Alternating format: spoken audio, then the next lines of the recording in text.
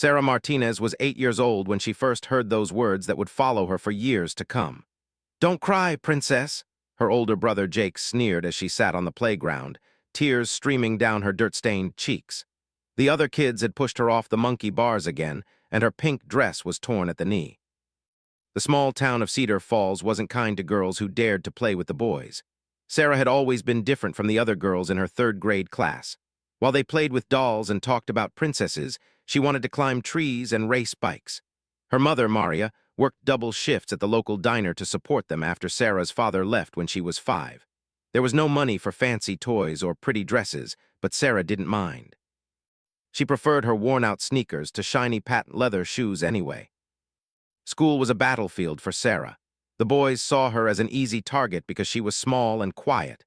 The girls didn't understand her either. She didn't fit into any group, floating between worlds like a ghost. Her teacher, Mrs. Henderson, often found her reading alone in the corner during recess, lost in stories about brave heroes and distant lands.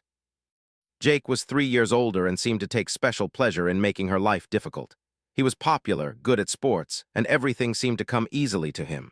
When their mother wasn't around, he would push Sarah around, calling her weak and telling her she would never amount to anything. "You're just a crybaby princess," he would say whenever she showed any emotion. The breaking point came during a particularly harsh winter day. Sarah was walking home from school when she saw a group of older kids picking on a smaller boy from her neighborhood. Without thinking, she stepped in to help. The bullies turned on her instead, pushing her into a snowbank and laughing as she struggled to get up. Her books scattered across the icy sidewalk, pages torn and wet.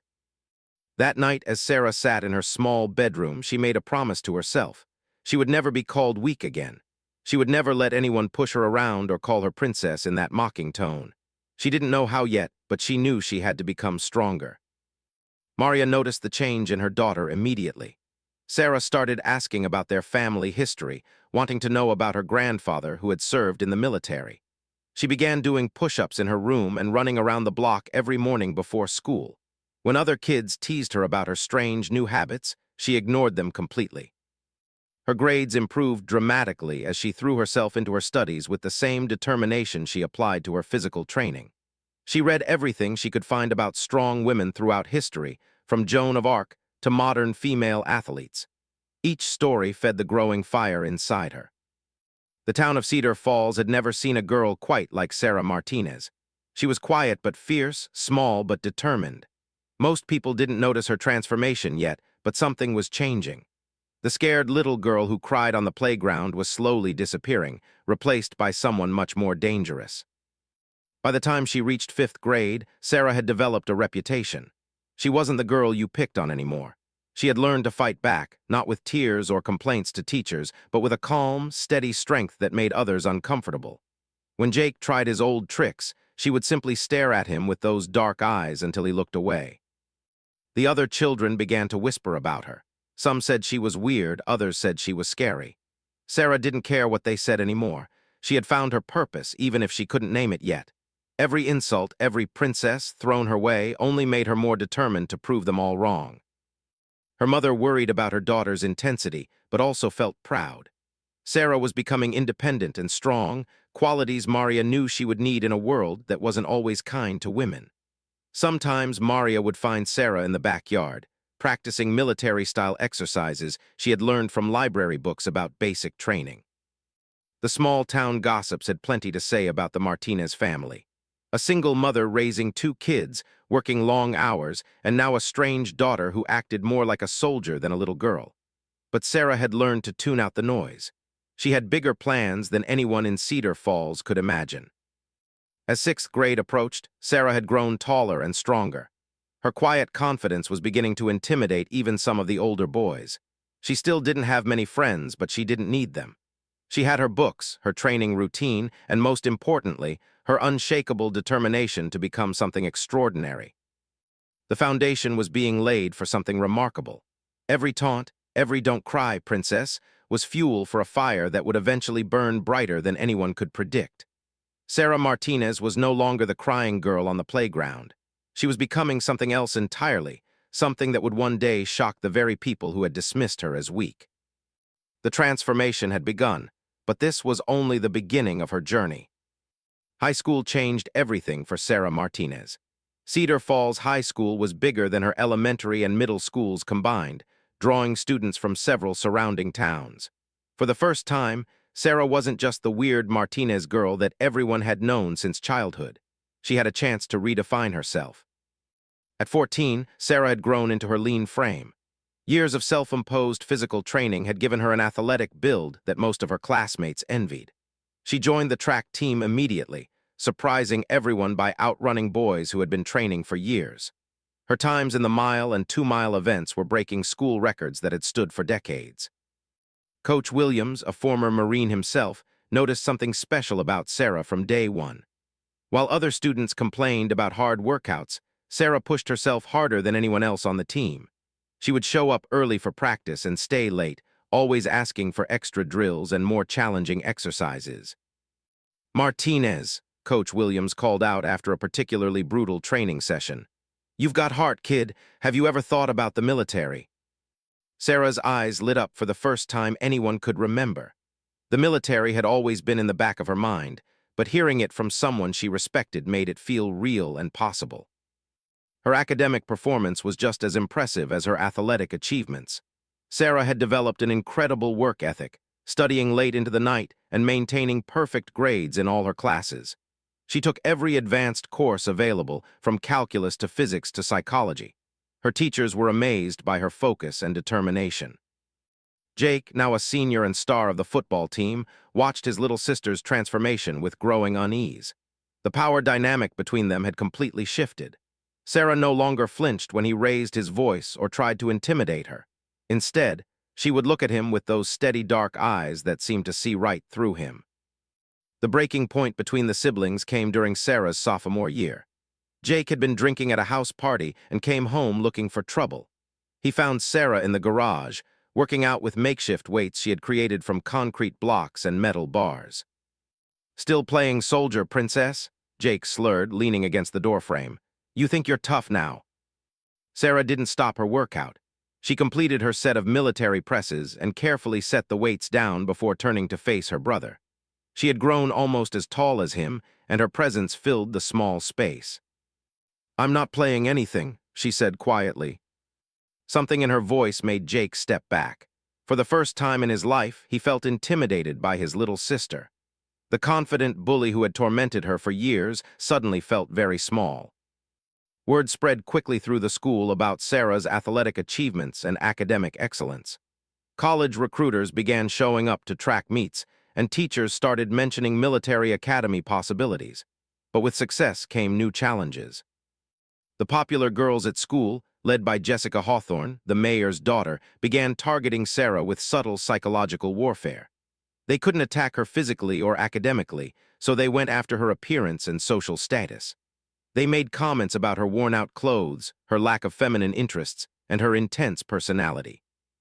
"She's probably a lesbian," Jessica whispered loudly enough for Sarah to hear as she walked past their lunch table. "I mean, look at her, she acts like a man." These attacks might have devastated the old Sarah, but the new version simply filed the information away. She was learning valuable lessons about human nature and the tactics people used when they felt threatened. Every insult was teaching her something about weakness and how people revealed it. Sarah's relationship with her mother had evolved as well. Maria was proud of her daughter's achievements but worried about her single-minded focus. Sarah rarely dated, had few friends, and seemed to live for training and studying alone. Sometimes Maria missed the little girl who used to curl up with her to watch movies. "Mija," Maria said one evening as Sarah prepared for her usual evening run, "you don't have to prove anything to anyone. You're already amazing." Sarah stopped lacing her running shoes and looked at her mother with love and understanding. "I'm not trying to prove anything to them, Mom. I'm becoming who I'm supposed to be." During her junior year, Sarah discovered something that would change her path forever.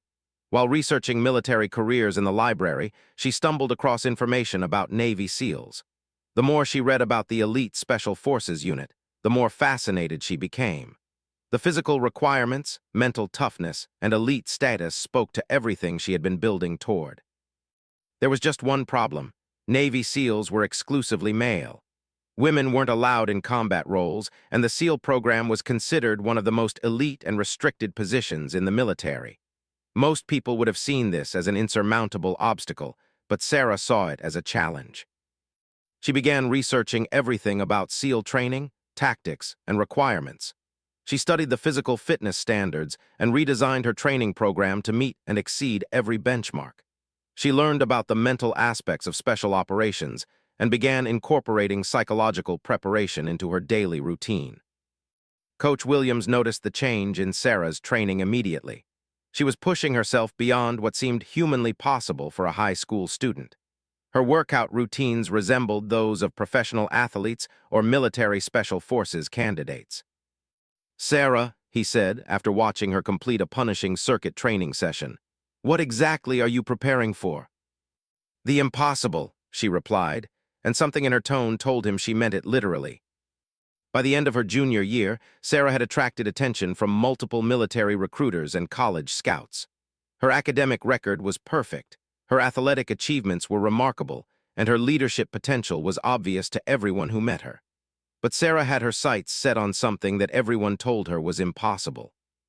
The girl who had once been mocked as a crying princess was now being whispered about as someone special, someone destined for greatness. But the real test was still ahead. Sarah Martinez was preparing for a battle that no woman had ever won before, and she was determined to be the first.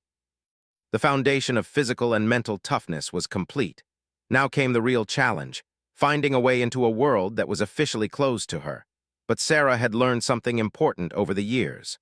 Rules were made by people, and people could be convinced to change their minds if you were strong enough and determined enough to make them listen.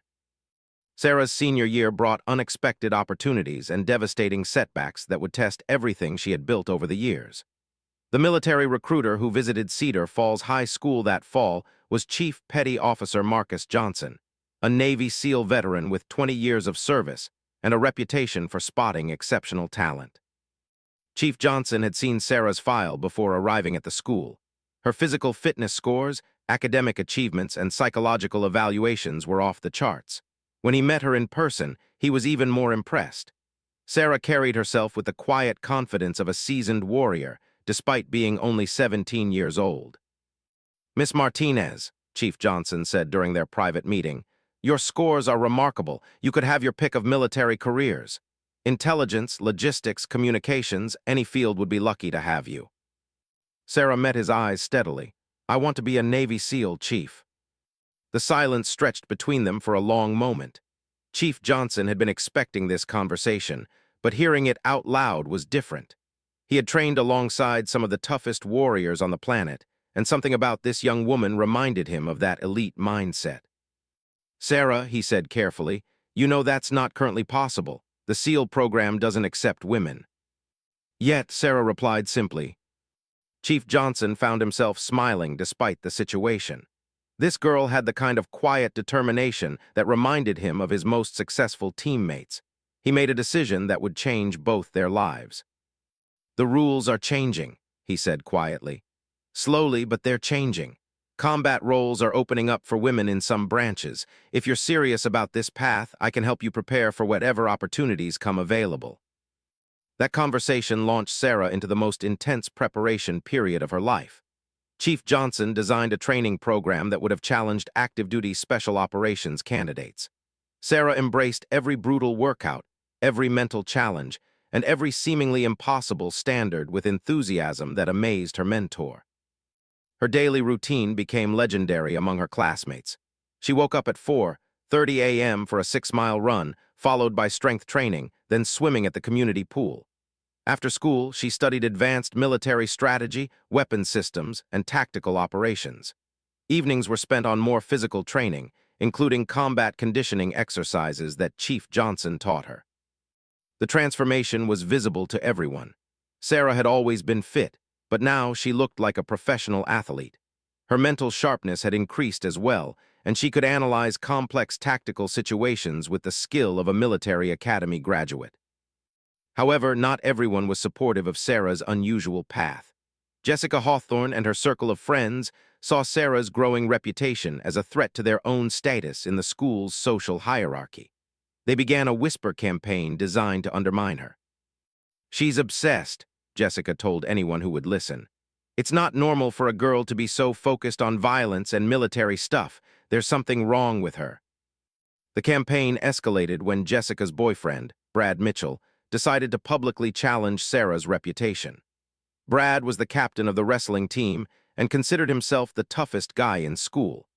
He began making loud comments about how Sarah's training was just for show and that she couldn't handle real physical confrontation. The confrontation came during lunch in the school cafeteria.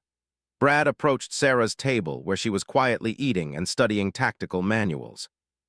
"Hey, princess," Brad said loudly, using the old nickname that everyone knew would get under her skin. "I hear you think you're some kind of soldier now."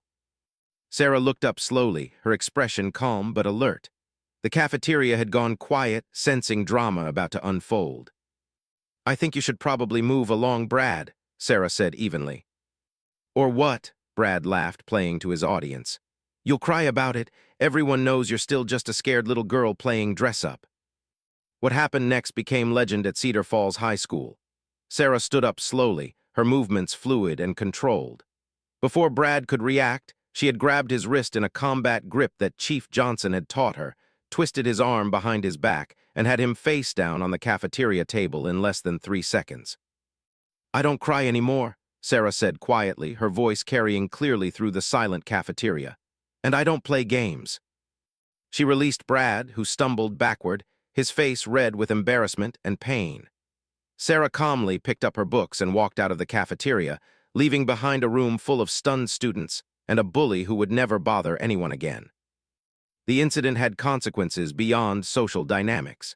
Principal Morrison called Sarah into his office the next day, concerned about the physical altercation. However, when Chief Johnson vouched for Sarah's character and explained the provocation, the principal found himself more impressed than concerned. "Sarah," Principal Morrison said, "you have colleges lined up to offer you full scholarships. You have a bright future ahead of you. Don't let anyone derail that path."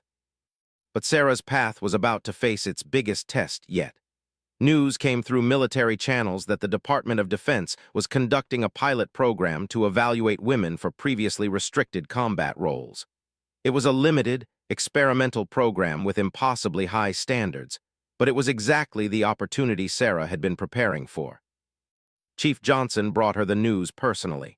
"Sarah, there's something you need to know. The Navy is selecting candidates for a special evaluation program. It's not officially the SEAL program, but it's designed to test whether women can meet those standards." Sarah's heart raced, but her expression remained calm. "What do I need to do?" "First, you need to graduate high school with the grades you're already earning. Second, you need to pass the most rigorous physical and psychological testing the military has ever designed. Third, you need to be prepared for failure, because this program is designed to break even the strongest candidates." "And if I succeed?" Sarah asked. "If you succeed," Chief Johnson said with a rare smile, "you'll make history." The remaining months of high school became a blur of preparation, testing, and evaluation. Sarah's story had spread beyond Cedar Falls, attracting attention from military leaders, women's rights advocates, and media outlets. The quiet girl who had once been mocked as a crying princess was now being watched by people across the country who were curious to see if she could achieve the impossible. Jake watched his sister's transformation with a mixture of pride and bewilderment. The little girl he had once bullied was becoming someone he genuinely respected, and, if he was honest, someone who intimidated him. He began to understand that Sarah wasn't just pursuing a military career. She was pursuing excellence at a level he had never imagined possible. As graduation approached, Sarah received news that would change everything. She had been selected as one of only 12 women in the entire country to participate in the experimental combat evaluation program. The testing would be conducted at a classified facility, and the standards would be identical to those used for Navy SEAL candidates. The night before she left for the testing, Sarah sat with her mother on their small back porch, looking up at the stars. "Are you scared, Mija?" Maria asked quietly. Sarah considered the question carefully. "No, Mom, I'm ready. Everything that's happened, everyone who told me I couldn't do something, every time someone called me princess, it all led to this moment. I'm exactly where I'm supposed to be." The little girl who had cried on the playground was gone forever. In her place was a young woman who had built herself into something extraordinary through sheer force of will and determination. The real test was about to begin, but Sarah Martinez had already won the most important battle, the one against herself and the limitations others had tried to place on her dreams. The Naval Special Warfare Center in Coronado, California, was unlike anything Sarah had ever experienced. As she stood with 11 other women outside the gates of the facility that had broken thousands of elite male candidates, she felt the weight of history settling on her shoulders. They were the first women ever allowed to attempt the full Navy SEAL assessment program, and the eyes of the entire military establishment were watching. Commander Patricia Hayes, the program director, addressed the group on their first morning. She was a decorated Navy officer who had fought for years to create this opportunity, and her expression was deadly serious. "Ladies," Commander Hayes began, "you are here because you represent the absolute peak of female military candidates. Your scores, your backgrounds, your psychological profiles, everything about you suggests you might be capable of meeting the standards that 90% of male candidates fail to achieve." Sarah absorbed every word, standing at rigid attention with the others. Around her were women from diverse backgrounds, college athletes, military veterans, martial artists, and endurance competitors. But they all shared one thing in common, an unshakable determination to prove that gender was irrelevant when it came to excellence. "The standards you will face are identical to those faced by male SEAL candidates," Commander Hayes continued. "We will not lower anything, we will not make accommodations, and we will not accept anything less than perfection. Most of you will fail. The question is, who has what it takes to succeed?" The first phase of testing was pure physical hell. Sarah and the other candidates were pushed through swimming tests in rough ocean water, endless runs in soft sand, obstacle courses designed to break both body and spirit, and strength challenges that seemed impossible for anyone to complete. By the end of the first week, 3 women had voluntarily withdrawn from the program. The psychological pressure was as intense as the physical demands. Instructors screamed at the candidates, questioned their motivation, and constantly reminded them that they didn't belong in this elite world. Instructor Chief Petty Officer David Stone was particularly brutal with Sarah. He had served 3 combat deployments with SEAL teams and made no secret of his skepticism about women in special operations. "Martinez," he yelled as Sarah struggled through her 50th pull-up of the morning. "You think you're tough enough to watch your teammate die and keep fighting? You think you can carry a wounded SEAL through enemy fire?" Sarah's muscles screamed in protest, but she completed the pull-up and looked Chief Stone directly in the eyes. "Yes, Chief." "We'll see about that, Princess." The word hit her like a physical blow, bringing back every childhood memory of being dismissed and underestimated. But instead of breaking her, it fueled something deep inside. Sarah channeled every insult, every doubt, every person who had ever told her she wasn't good enough into pure determination. The Hell Week phase of testing pushed the remaining 8 candidates beyond anything they had experienced before. For 5 days and nights, they were allowed a total of 4 hours of sleep while enduring constant physical and mental challenges. They carried heavy boats over their heads for miles, crawled through mud under barbed wire, and completed underwater exercises that tested their ability to think clearly under extreme stress. On the 3rd night of Hell Week, Sarah found herself paired with Rachel Thompson, a former Marine who had become her closest ally in the program. They were tasked with navigating a night infiltration exercise that required them to swim 2 miles in frigid water, infiltrate a beach position, and complete a series of tactical objectives without being detected. "Sarah," Rachel whispered as they prepared to enter the water, "my shoulder is dislocated. I felt it pop during the boat carry this afternoon." Sarah looked at her teammate's pale, exhausted face and made a decision that would define the rest of her military career. "Then I'll help you swim and you'll help me navigate. We finish this together." For the next 3 hours, Sarah essentially carried Rachel through the water while maintaining their stealth approach. Her own exhaustion was overwhelming, but she refused to let her teammate fail. They completed every objective and returned to base undetected, though Sarah's lungs felt like they were on fire and her muscles had stopped responding normally. Chief Stone was waiting for them at the extraction point. He had been monitoring their progress and knew exactly what had happened during the exercise. "Martinez," he said quietly, Why didn't you report Thompson's injury? Sarah met his gaze steadily, despite swaying on her feet from exhaustion. SEALs don't leave teammates behind, Chief, no matter what. Something changed in Chief Stone's expression. For the first time since the program began, he looked at Sarah with what might have been respect. By the end of Hell Week, only 4 women remained in the program. Sarah, Rachel, and 2 others, Maria Santos, a former Division I swimmer, and Jennifer Park, a martial arts expert with a background in military intelligence. They had survived what many considered the most brutal military training in the world. But the real testing was just beginning. The advanced phases of the program included weapons training, tactical planning, underwater combat techniques, and psychological evaluation that would determine not just their physical capabilities, but their mental fitness for the most demanding military operations. During the weapons training phase, Sarah discovered an unexpected talent. Her years of disciplined study and mental focus translated perfectly to marksmanship and tactical planning.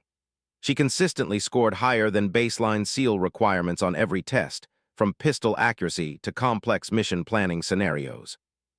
Instructor Lieutenant Commander Michael Torres, himself a SEAL veteran with multiple combat deployments, pulled Sarah aside after a particularly impressive performance on the shooting range. "Martinez," he said, "I've been doing this for 15 years. I've seen thousands of candidates come through this program. Your scores aren't just good for a woman, they're exceptional for anyone." Sarah felt a surge of pride but kept her expression neutral. "Thank you, sir. I'm here to meet the standard." "You're not just meeting it," Lieutenant Commander Torres replied. "You're exceeding it." The psychological evaluation phase proved to be Sarah's greatest challenge yet. Military psychologists put the remaining candidates through scenarios designed to test their ability to make life-and-death decisions under extreme pressure. They were subjected to interrogation techniques, isolation chambers, and simulated combat situations that felt terrifyingly real. Dr. Rebecca Foster, the lead psychologist for the program, was particularly interested in Sarah's background and motivation. During one intense session, she pressed Sarah about her childhood experiences and the driving force behind her extraordinary determination. "Sarah," Dr. Foster said, "your psychological profile shows remarkable resilience but also an unusual level of intensity. What drives you to push yourself beyond normal human limits?" Sarah thought carefully about her answer. "When I was a kid, people told me I was weak. They called me princess and said I would never amount to anything. I decided they were wrong, and I've spent every day since then proving it." "And if you succeed here, if you become the first woman to complete this program, what then?" Sarah's answer was immediate and certain. "Then I serve. I protect people who can't protect themselves, and I show other girls that there are no limits except the ones we accept." As the final phase of testing approached, word began to leak to the media about the experimental program. The story of women attempting Navy SEAL training captured national attention, with Sarah emerging as a focal point due to her exceptional performance and compelling background story. Back in Cedar Falls, the community watched with pride and amazement as their hometown girl made headlines across the country. Even Jessica Hawthorne and Brad Mitchell found themselves cheering for someone they had once mocked. Jake Martinez gave an interview to a local news station that would later go viral. "My sister has always been special," he said, his voice heavy with emotion. "I used to call her princess to make her feel weak. Now I realize she was royalty all along, she just had to claim her crown." But Sarah was too focused on the final challenge to pay attention to outside attention. The last phase of the program was a comprehensive mission scenario that would test everything she had learned. She would have to plan and execute a complex operation while under constant evaluation, demonstrating not just her individual capabilities, but her potential to lead and work with elite special operations teams. As she prepared for the final test, Sarah reflected on the journey that had brought her to this moment.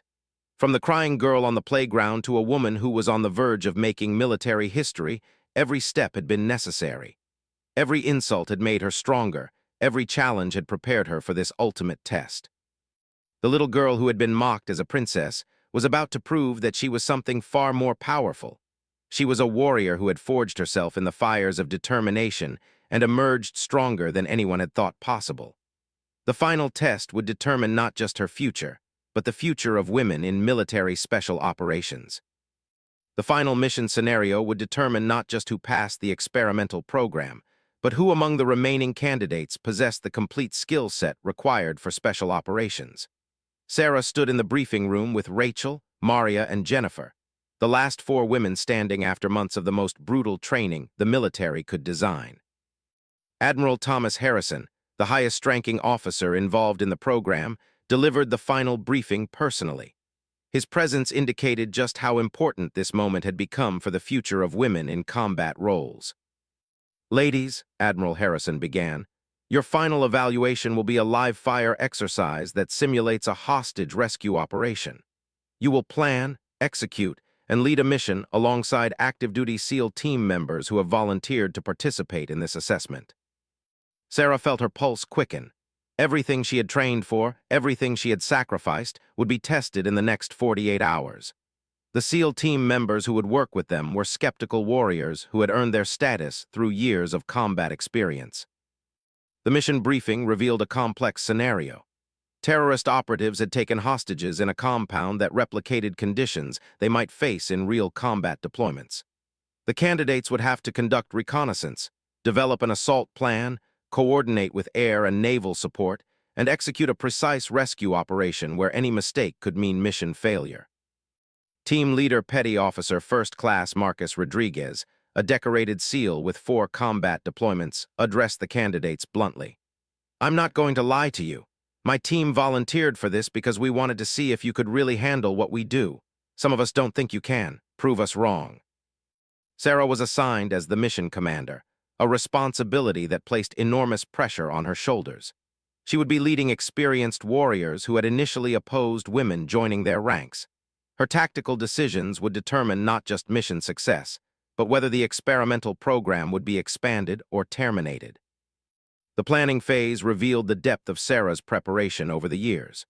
Her tactical thinking impressed even the skeptical SEAL team members as she analyzed intelligence reports, identified vulnerabilities in the target compound, and developed a multi-phase assault plan that minimized risk while maximizing chances of success.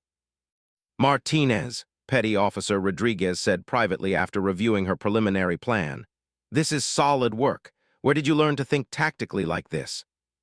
"Years of study, Petty Officer Rodriguez," Sarah replied, "and good mentors who believed in preparing for every possibility." The reconnaissance phase took place under cover of darkness, with Sarah leading a small team to gather final intelligence on the target compound. Using skills learned during months of training, she moved through the terrain like a ghost, gathering crucial information about guard positions, entry points, and potential complications. During the recon mission, Sarah demonstrated something that surprised even her instructors. When the team encountered an unexpected security patrol, she made a split-second decision to neutralize the threat using non-lethal techniques she had perfected during training. Her movements were precise, silent, and professional, exactly what would be expected from an elite operator. "Contact neutralized," she whispered into her radio, "continuing mission." Chief Stone, monitoring the exercise from the command center, shook his head in amazement. "15 years I've been training SEALs," he told Commander Hayes. "That was textbook perfect." The main assault phase tested every skill Sarah had developed. Leading a team that included both her fellow candidates and experienced SEAL operators, she coordinated a synchronized attack that required precise timing, flawless communication, and adaptation to rapidly changing conditions. The compound assault began at 300 hours. Sarah's team moved like a well-oiled machine, each member executing their assigned role with professional precision. When complications arose, a simulated wounded teammate, unexpected resistance from terrorist operatives, discovery of additional hostages, Sarah adapted her plan without hesitation. "Alpha Team, modify entry point to Building 2, she commanded over the radio. "Beta Team, provide overwatch for wounded evacuation. Charlie Team, prepare for secondary breach." Her voice remained calm and authoritative throughout the operation, even as simulated gunfire erupted around them, and the complexity of the mission increased beyond the original briefing. The most critical moment came when Sarah discovered that one of the hostages was actually an undercover federal agent who had crucial intelligence about terrorist operations. This information wasn't in the original briefing. It was a test of her ability to adapt and make command decisions under pressure. "Command, this is Martinez," she radioed. "Requesting immediate extraction for special package. High-value intelligence asset identified." "Negative, Martinez," came the response from the command center. "Stick to original mission parameters." Sarah had seconds to decide between following orders and potentially saving lives with the intelligence the agent possessed. She made the choice that would define her career. "Override command directive," she announced. "Extracting special package, my responsibility." The decision to extract the agent led to additional complications that tested the entire team's capabilities. They had to fight their way to a secondary extraction point while protecting both the original hostages and the unexpected intelligence asset. Sarah's leadership held the team together through the chaos. When the exercise concluded, all hostages had been successfully rescued, the intelligence asset was secure, and the mission was completed with 0 casualties.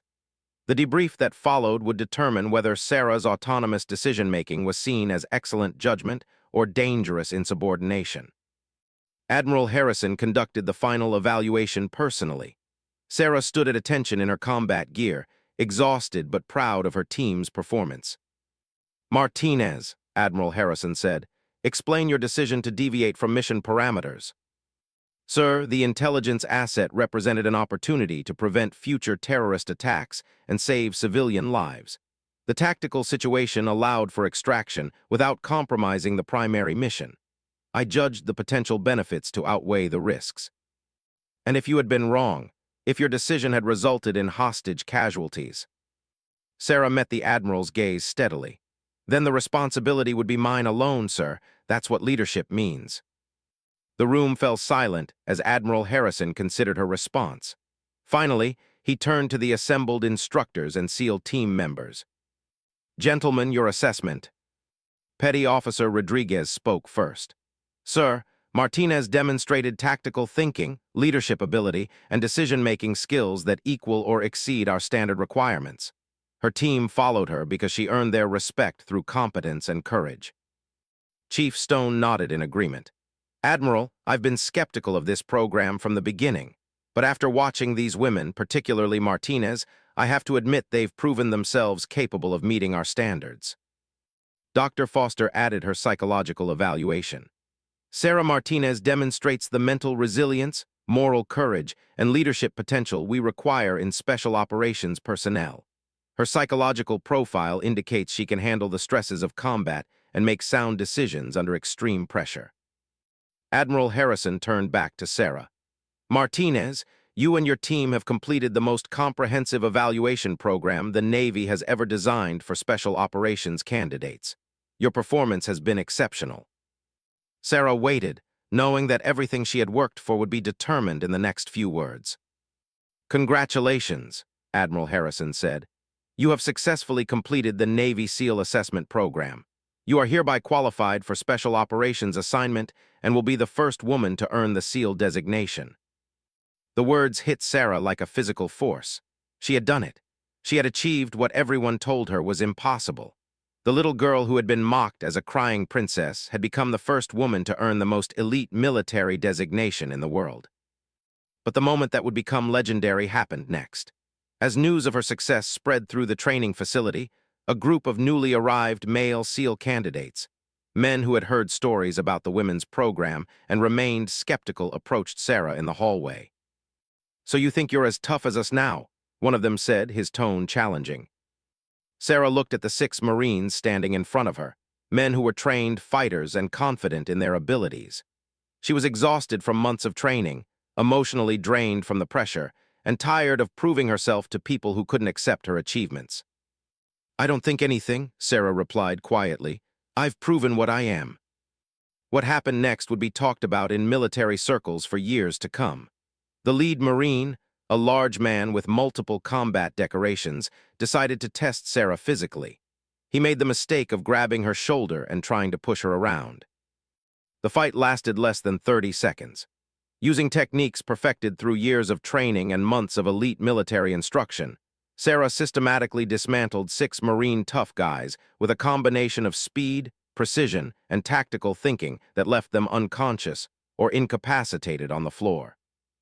When security arrived to break up the altercation, they found Sarah standing calmly over 6 defeated Marines, her uniform barely wrinkled and her breathing normal.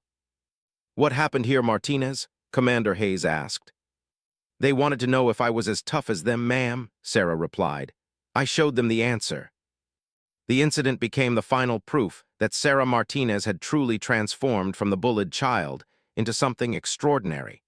Word of the fight spread throughout the military, creating a legend that would inspire women and intimidate those who still doubted their capabilities. 2 weeks later, Sarah returned to Cedar Falls for a brief visit before beginning her assignment with an elite SEAL team. The town that had once mocked her now treated her like a celebrity. The local newspaper ran a front-page story titled, "From Princess to Warrior. Cedar Falls' own makes history." She visited her old high school, where Principal Morrison had arranged for her to speak to current students about perseverance and achieving impossible goals. As she stood in the same cafeteria where she had once been humiliated, Sarah looked out at young faces and saw herself in the shy, uncertain girls who didn't know their own potential. "Some of you might be told you're not strong enough, smart enough, or tough enough to achieve your dreams," Sarah told them. "People might call you names or try to make you feel small. Use that energy. Let their doubt become your determination. Let their limitations become your motivation to exceed every expectation." After the presentation, Jessica Hawthorne approached Sarah privately. The once popular girl who had led the campaign of social warfare looked genuinely humbled. "Sarah," Jessica said, "I owe you an apology. The way I treated you in high school was terrible.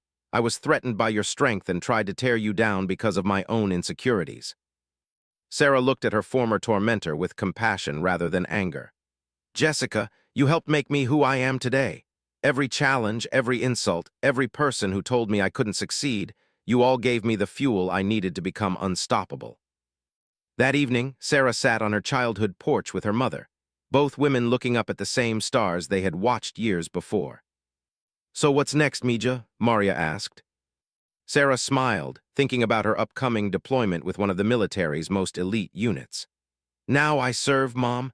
I protect people who can't protect themselves, and I show the world that there are no limits except the ones we accept. And if someone calls you princess again." Sarah's smile turned dangerous, carrying echoes of the warrior she had become. "Then they'll learn very quickly that this princess fights back." The transformation was complete. Sarah Martinez had journeyed from a bullied child to the first woman to earn the Navy SEAL designation, proving that strength comes not from never falling down, but from getting back up every time and using the pain to build something unbreakable. The little girl who once cried on the playground had become a warrior who would protect others from ever feeling that helpless again. She had turned her greatest weakness into her ultimate strength, and her story would inspire countless others to push beyond the limitations that others tried to place on their dreams. The legend of the princess who became a warrior was just beginning, but Sarah Martinez was no longer the girl trying to prove herself. She was the woman who had already proven that anything was possible if you were willing to pay the price for excellence.